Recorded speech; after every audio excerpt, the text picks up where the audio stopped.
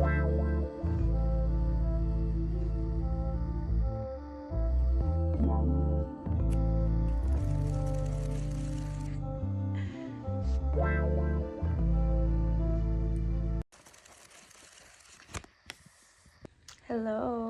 hi guys. Today we have a little bit of a sit down video, and I just thought we should talk about books. Yeah, the topic of today is books, romance, and poetry. And yeah, I'm gonna take you guys into my personal mini library that I have of the collection of books that I've collected over the years. I personally actually read a lot of fiction. Like, most of my books are fictional, but I've been trying to read less fiction because fiction is essentially entertainment, you know? So I'm trying to, like, I don't know, read books that are more educational. This book, which is Atomic Habits by James Clear. I really love this book because it also aligns with myself right now, because I'm working on like creating better habits, and this book just, I have some notes here that I take when I read the books, because these are more educational books. I have to take notes so that I remember and I can go through what I learned. He has like this thing, like he calls it the 3 layers of behavior, which is outcome, what you get, the process, what you do, and identity, what you believe. And he says many people begin the process of changing their habits by focusing on what they want to achieve, and this leads to outcome-based habits. And outcome-based habits often don't stick because they're outcome-based, you're just thinking about the end result. But he suggests an alternative, and he says the alternative is to build identity-based habits. With this approach, we focus on who we wish to become.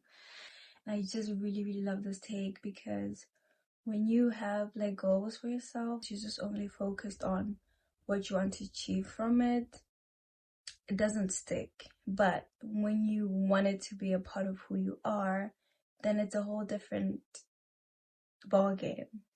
He continues by saying the goal is not to read a book, the goal is to become a reader. Instead of being like, okay, I want to go to the gym and lose 5 kilograms, you can just be like, I want to be someone that enjoys, like, identity based. I want to be someone that enjoys doing sports. And then it becomes a part of who you are. Even when you lose that 5 kg, you can still continue going to the gym because it's a part of your identity. And you can choose to identify with whatever. You can change the identities you have. You can choose better identities. Voila. I haven't read all of it yet. I think I'm like in the middle. Like the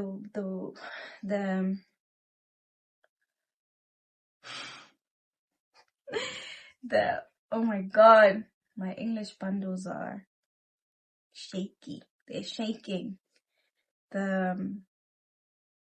The tips he gives, like the tips he gives of how to build better habits, are really helpful. And so I give this book 10 out of 10.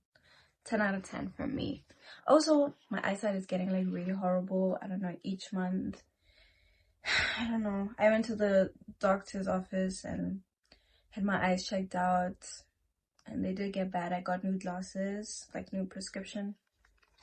I normally don't like wearing my glasses like on camera because I don't know, I feel like I look weird, but I can't see. Another one is this one. It's called Good Vibes, Good Life. How Self-Love is the Key to Unlocking Your Greatness by Vex King. It's more on the side of like spirituality, like the law of vibration, the law of attraction, like these type of things. But it also has a lot of tips on like self-love and like how to accept yourself, how to work towards your dreams, things like this. I don't want to get too deep into these books because this video will end up being an hour long. That's the stuff I've been reading that have been helping me to become a better version of myself. Yeah. So we're gonna go back to fiction, my favorite genre. I love fiction. These are the books that have made me bawl my eyes out. These books have made me cry. They've just like affected me emotionally. First, I'll talk about this book, The Color Purple. It's actually quite a popular book. There's a movie. Yeah, there's 2 movies about it. I think Oprah Winfrey was in the first movie, and they just released the second movie about it last year. It's been on my Goodreads list of books I want to read, and I got it as a gift for my birthday last year. Yeah, these 2 books actually were gifts from a friend on my birthday last year. You know how they say you shouldn't judge a book by its cover? I do. I do judge a book by its cover. This cover is just so beautiful. I love it. I love this cover. I hate covers like this. I hate this cover. The flowers, it looks... No. This one as well. Like, this is actually a really good book, but I don't like this cover. This cover I love. This book, when I first started reading it, I was confused because the English was really bad. And I was like, hey, why are there so many typing errors? But it's actually a collection of letters. The character in this book is writing to God. So the book is just basically a collection of letters, but the letters tell you a story. It's heartbreaking. It's a hard read. It touches on like racism. It touches on sexual abuse. It touches on so many other very hard topics. But it also has a really good ending. So I love that the author at least gives you a really amazing ending. That's a bit happy, and you're able to be like, okay, at least the characters ended up, you know, in a better place, in a better position. I have to watch the movie, but normally movies don't do books justice. I have not watched a single movie that was based on a book where the movie was better than the book. The book that made me sob like a baby, that made me sob like I know the characters, is this book right here. A Little Life by Hanya. Oh my god. Even the cover page, just the cover page alone makes you want to cry. Even holding this book gets me a little emotional, guys. And this is a really thick book, as you can see. It's like a lot of pages. Let me see, how many pages is in here? It's like 816 pages. That's a lot of pages. This was painful. This was a painful read. I don't know, there's some parts of the book that I'm like, but most of it, I think it's a beautiful read. And I love how you get to like grow up with the characters, because I think most of the books that I read is just set on a like one-time span. Like most of the characters are young. You just read about a part of their life. Whereas with this book, you actually grow with the characters because the author writes about them in their early 20s all the way till they're in their 50s. So you get to gradually see how their life changes all throughout those years, and it's beautiful to read, but it's also very painful. I feel so much sympathy for Jude, especially like this was hard. This was a painful read. Guys, if you've read this book, please tell me, what do you think? This was painful. For me personally, it was painful read. I cried. I was crying like a baby. It was painful. Whew. Okay, let's stop talking about the painful, sad books, okay? Okay, my favorite book of all time, okay? I love this book with everything in me. I love this book so much. It's called 7 Days in June by Tia Williams. I love this book with everything in me. Like, this book, I've read it so many times. Like, I keep rereading it just because it's also like a comfort book for me. Like, it's the type of book I read when I'm just like having a bad day and I come home and I don't want to do anything and I'm just like cuddle up in bed and I take the book and it cuddles me.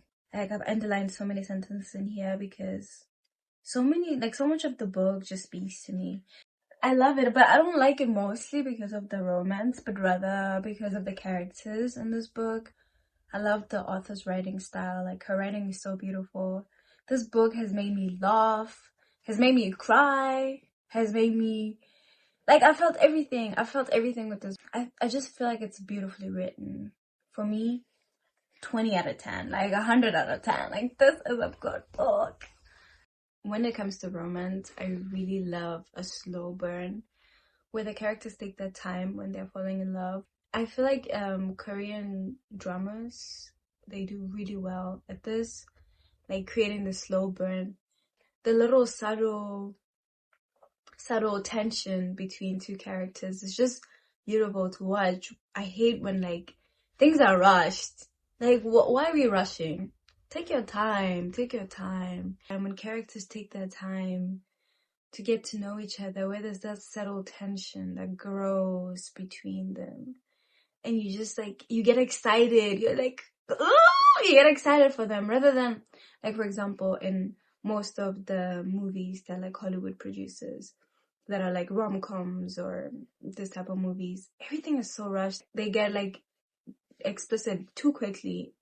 It's like, damn. Speaking of romance, I've been reading poetry lately. I've always loved poetry, but when I was in high school, people were like, poetry's cringe. But I've never thought it's cringe. I've always loved it. And I think when I was in school, I was like ashamed to be into that. I don't know. Anyway, I got this book. I Lost Summer Somewhere. I've actually had it for a while because I bought this book only because of one poem in this book. It's a collection of poetry. It's called If I Had Three Lives, I think.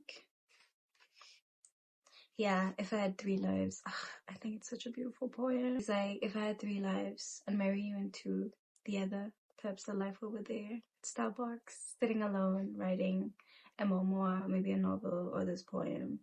No kids, probably a small apartment with a view of the river and books. It's a simple poem. It's not like those rhymey poems. It's just like, which is the type of poems I like. I like more of like kind of like spoken word type of poetry rather than this like riddle type of poetry. But either way, I appreciate the art regardless. And I love that the author is actually a very old woman.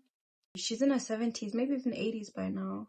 You know, the poetry kind of takes you through her life, like different stages of her life. You know, she talks about when she kissed a boy for the first time, all the way to when she left home and got married and got divorced and got married again and had kids, and like, you know, like kind of like poetry that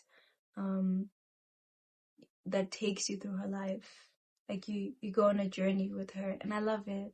I love going through that journey with her through aging.